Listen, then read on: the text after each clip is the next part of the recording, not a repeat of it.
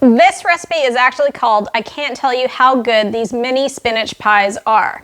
And it's great for households where you have meat eaters and vegetarians because you can make a combination of both at the exact same time.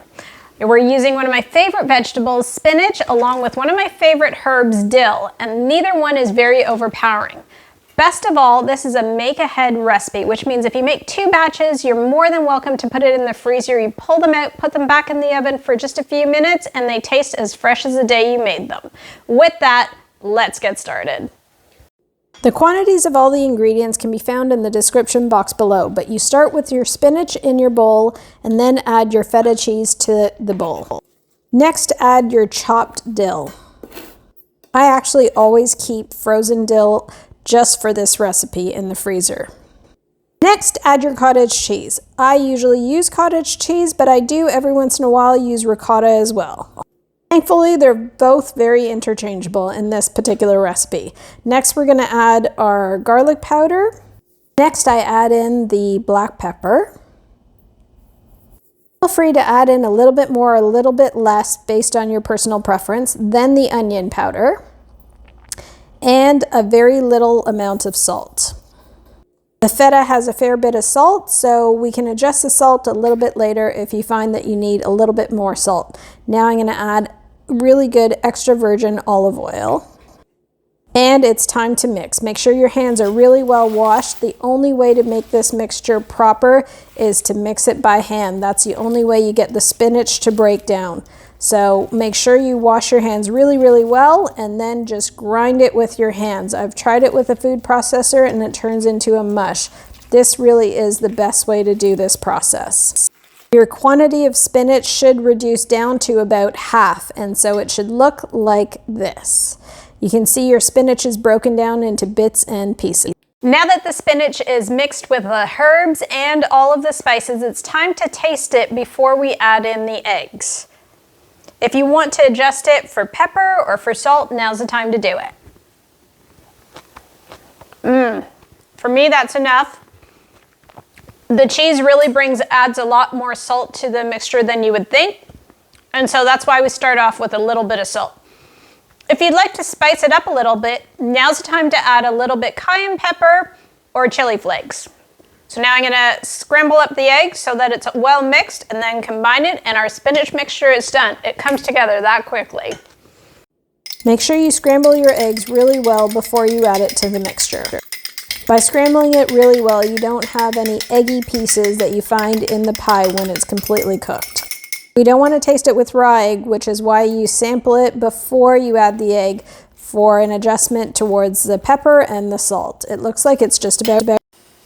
So a quick reminder, if you're using puff pastry that was sitting in the freezer, make sure you take it out and that it's come to room temperature. If you're using puff pastry that was in the fridge, also take that out, make sure it's at room temperature or you will have difficulty in rolling it out. So as I said before, we're going to make pies for both meat eaters and vegetarians. All I did was put a few chicken thighs in the Instapot with some salt and pepper because the seasoning is going to come from the mixture that we made earlier. So with that, we're going to start rolling out the puff pastry and I'm going to show you how to bring it all together.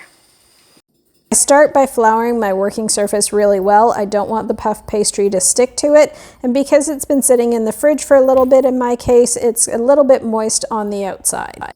I also flour the top of the puff pastry before I begin to roll. If I find it sticking at all to the rolling pin, I stop to add a little bit more flour. I roll out the length first before I start working on the width. Continue to flour it so that it doesn't stick to either your hands or the surface. I've rolled out my one piece of puff pastry. You might need 2 sheets of the puff pastry for all the filling that you have. This one piece is about a 12 by 16 inch rectangle, and it will do about 8 or so hand pies. Time to divide this equally into 8 pieces.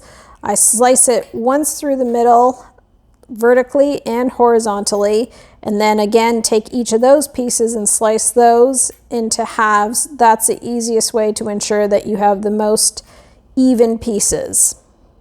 Now working on the individual pieces, I flattened out the edges because these are going to be rolled over, so I want them to be thinned out a little bit. And as you can see, I'm flattening them out just a little bit more with floured fingers. Add your filling to the center. About 2 tablespoons fits into this piece of pie. Try to make sure that there's an equal distribution across the length of the pie so that it doesn't look lopsided when you're putting it all together. Now that you've added all the filling, it's time to seal our pie by bringing the empty side of the shell over and across the spinach. But before we do that, we're going to add a little bit of egg yolk as our glue so that it will stick one side to the next. Once you've brushed some egg yolk on, I don't dilute the egg yolk with milk or water, it's a straight egg yolk. I bring over one flap to the other and I begin my crimping process. This doesn't have to be pretty because it's puff pastry. It will puff up and the design will not remain. So it doesn't matter how you do it, as long as you bring the bottom up over the top to seal over the edge. I tried to crimp it down as much as possible to prevent the filling from seeping out in the baking process. So as you can see, I'm really pinching it down as I press down. This takes a few extra minutes, but it's well worth it. Add an egg yolk wash to the top to give it that beautiful golden brown color when it bakes. The egg wash also acts to seal the edges. It's time to bake them. You can see the instructions for baking in the description box below. 25 minutes later and we have these beautiful pies, and now it's time for other people to taste them. Once they have a single bite, you'll know why these are called I can't believe how good these pies are. Again, a quick reminder that you can freeze these pies, you can make them ahead, and additionally, the filling of the pies makes for double the quantity. With that, I would love for you to subscribe to my channel so I can bring more innovative and interesting recipes for you. Take care.